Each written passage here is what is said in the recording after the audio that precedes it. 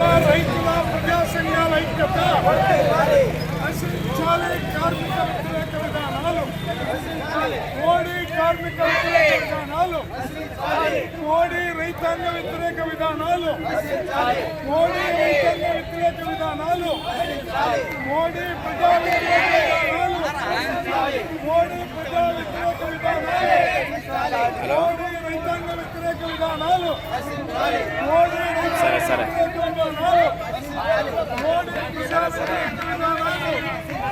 మోడీ ప్రజా వ్యతిరేక విధానాలు, మోడీ రాజ్యాంగానికి ప్రమాదాత్మకంగా పరిగణిస్తున్న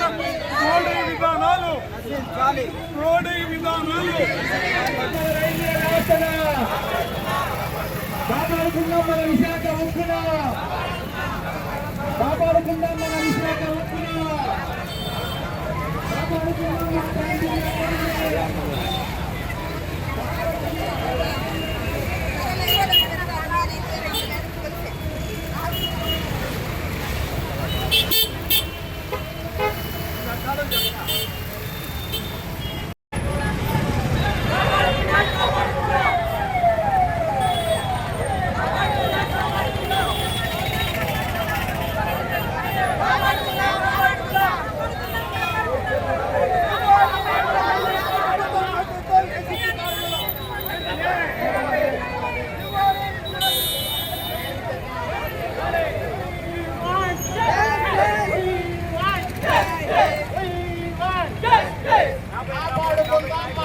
ప్రజాస్వామ్యాన్ని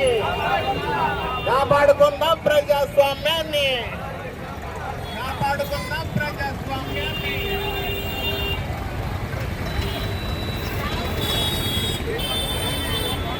రోజున రాజ్యాంగ ఆమోద దినోత్సవం సందర్భంగా దేశవ్యాప్తంగా కార్మిక సంఘాలు, రైతు సంఘాలు, ప్రజా సంఘాలు పెద్ద ఎత్తున నరేంద్ర మోడీ రైతులకు చేస్తున్నటువంటి ద్రోహానికి వ్యతిరేకంగా, కార్మికులకు చేస్తున్నటువంటి అన్యాయానికి వ్యతిరేకంగా ఈ రోజున కథం దొక్కి పెద్ద ఎత్తున ఈ గుంటూరు నగరంలో కూడా జిల్లా స్థాయి భారీ ప్రదర్శన నిర్వహించి, సభను కూడా నిర్వహించి నరేంద్ర మోడీ 4 లేబర్ కోడ్లు రద్దు చేసుకోవాలని, 3 వ్యవసాయ వ్యతిరేక నల్ల చట్టాలు రద్దు చేసుకోవాలని, అలాగే విద్యుత్ సంస్కరణ పేరుతోటి ప్రజలపై